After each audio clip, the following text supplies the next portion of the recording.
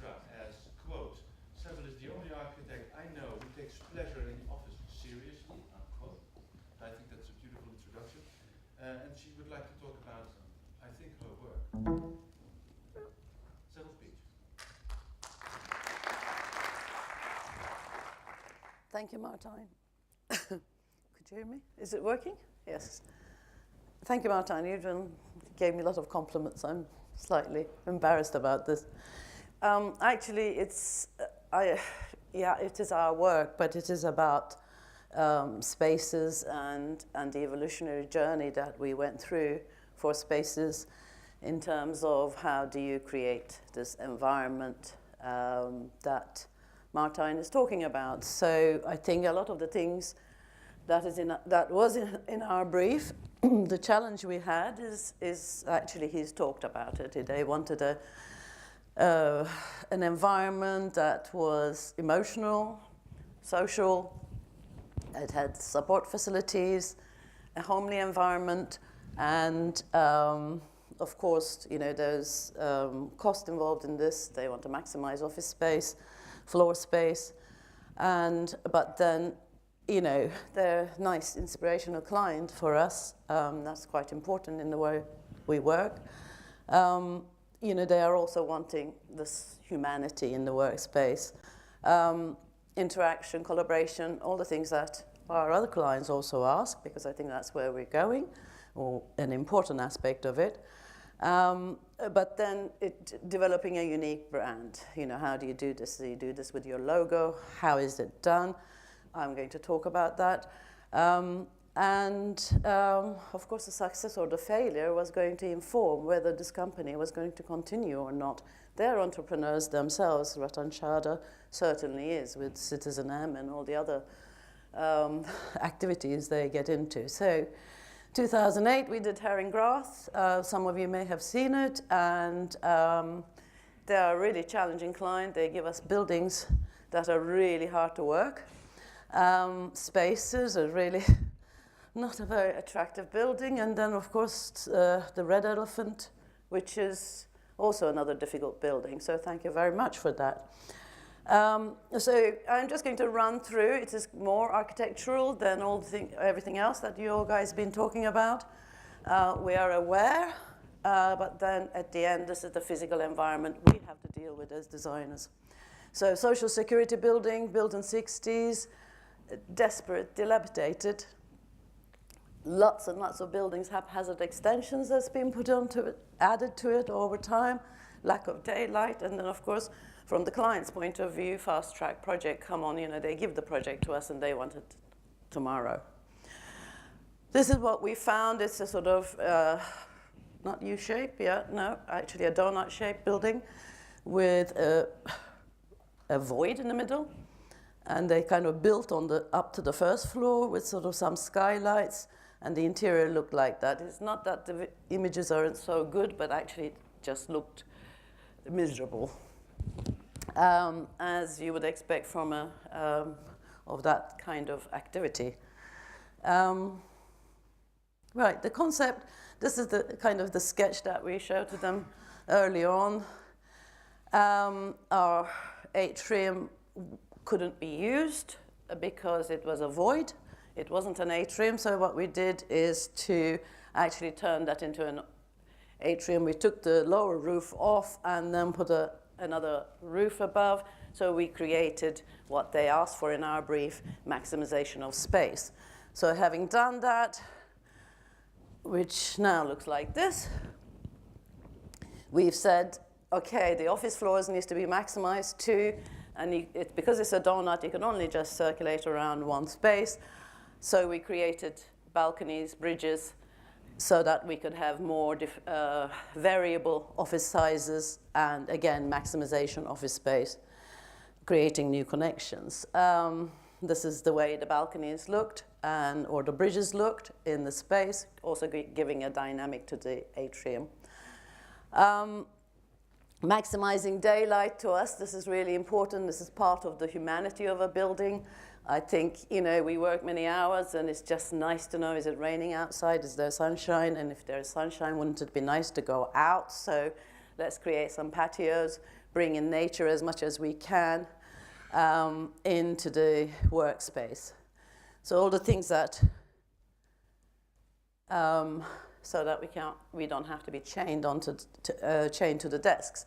So the patios and the nature is actually bringing that back into the meeting rooms as well. Meeting rooms, I hate meeting rooms. I hate meetings. Can't we not just do it outside? Can't we just do it in a better way? How could it be so that it's a better way? I know Cisco does it in a better way, but then how can you bring in humanity, softness, pleasure, inspiration into that? You know, are we just talking about screens on the walls, or are we talking about something else that enhances and inspires people?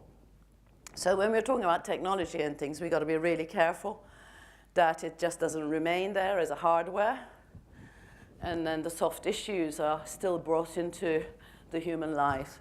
And that's really has been my mission all throughout my career, is how do we bring humanity into these horrible, horrible offices that we work in.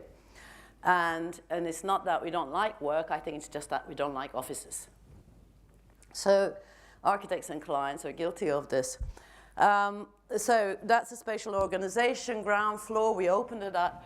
We opened up this lots of extensions in this old building, of the full width and the full length, basically, making use of the totality of the building, every inch of it, to help Martin to make money and make it successful.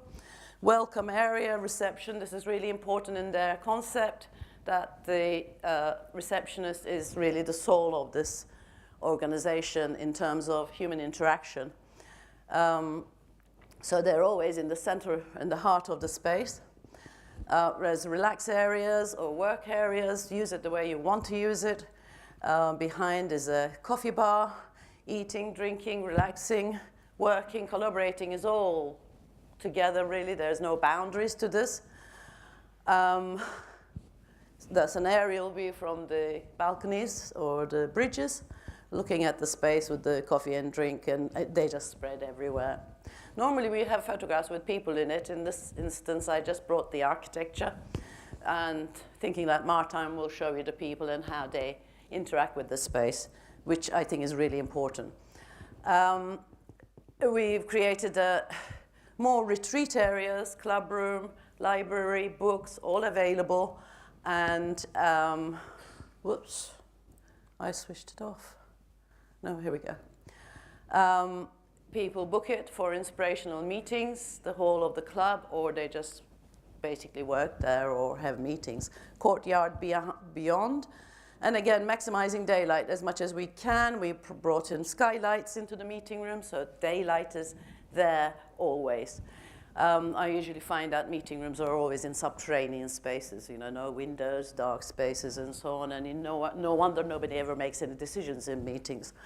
So there we are just basically saying, okay, you know, you're bored with the meeting, open the door, go out into the patio, take a bit of fresh air, think, you know, get more inspired, come back into the room, and so on.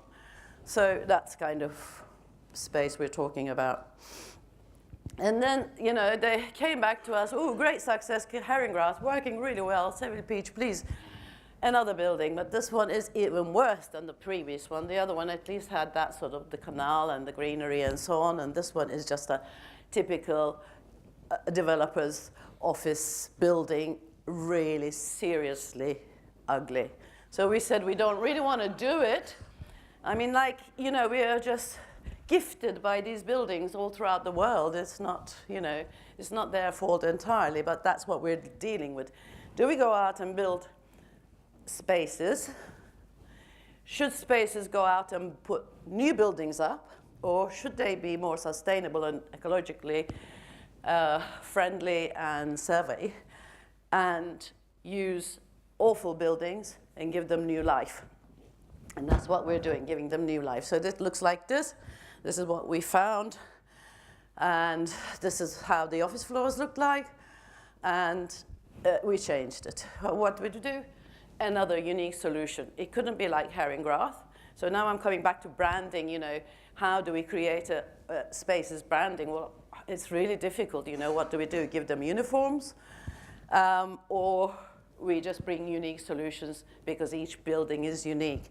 So here is a totally different situation than Haringgrath. We've got a central space, welcome area again. The receptionist is important. It's more about hospitality. We are really designing hospitality. It's not about a receptionist. It's more like a hostess, friendly, lovely. And you come into the space, welcome space. We're trying to connect and create fluidity throughout the space so people could move through. They're connecting spaces. It's not about corridors. In fact, we hardly got any corridors. Welcome. A cafe, again, really important part. Drinking, food. Food gets people together, so everyone's interacting. I was there working yesterday with Martin's team, and we couldn't find a place to sit. You know, where are all these people coming from? They're not just coming from upstairs, from the offices, but they're actually coming from everywhere. They have set up their offices there. Amazing. So here we are. They're all working away. They really don't seem to care whether they have a desk or not. In fact, there isn't a single desk in these projects. There is no desk. But they find a surface to work from. And they were all working here yesterday. And again, club, library, the intimate space, which looks like home. Yes, it does look like home. Or it looks like a library. It looks like a hotel lobby, maybe. I don't know. But it is somewhere that people do want to sit at a soft seat and have their laptop on their lap and work away and collaborate. Meeting rooms, again, connected to the outside world. You know, you still see the blue sky. So then comes another difficult building. So that's a great success. Zydus is doing very well. And by the way, we're doing Zydus too next door in another office development, another building that doesn't look very nice, thanks. Always a challenge. Again, yet another challenge. So this one was a mega challenge. When they sent us the photographs of this building, we were really inspired by it. Oh, this is really nice, fantastic. Conservation building. We're going to bring life into this, but when I went to visit, I tell you, it's not really that gorgeous. It's austere, it is like this and so on, and they want this friendly environment in there and this homeliness, and how the hell do you bring that? Well, I don't know. You can go and visit it. I think it's going to open in February. So whether we've succeeded in this one or not, I don't know, but spaces are really looking sexy. So the site is. That's how the office floors look like. And this is what we're proposing to those floors. I just hope that you will have the same success in this. So conclusion, how am I doing with time? Okay, right, good. So how do you create a brand? I don't believe in brands. I mean, we did Microsoft headquarters, and they were saying, brand, brand, brand, and we just said, well, we don't believe in this. And how are we going to then create a brand that's about the soft element, it's about the emotion, it's about the intangibles, you know, not about the colors, the logo, etc. That happens anyway. So in a way, we're basically, what are we doing at Spaces as architects and designers? We're stripping the corporate, getting rid of that. Our interventions are completely architectural. We're creating armatures, understandable spaces for people to work in that are fluid, they flow, they get people together, they enable people to interact and collaborate. We introduce color, we introduce spirit. We do that by bringing daylight, by bringing outdoors. And each time it's an individual solution. And also it's a constant development of the concept. So we do something at Haringgrath, we learn a lesson from that, we add another thing into the menu. Again, you know, third time around, we bring other new things. It's constant assessment, constant evolution. In that sense, if we can continue like that with our client, I think they would have achieved the brand that they are after, i.e. they're not repeating themselves. They're creating unique and individual solutions. We're doing that with the building types that they're giving to us, and together along we continue. I think an office space, place that you work at, is about social matrices. So whatever is happening with clouds and technology and so on, and dear old Philip Ross, he constantly explains all these things to me, and I'm going, yes, yes, yes, please help. But at the end, we go to work to meet people. You know, that's where we get married. That's where we have a love affair. That's where we learn things from one another. So it is the heart of our lives. It's this very integral part of our lives. So office will always be there. It's just that it's going to be in a different format, in a different way. That's it. Thank you.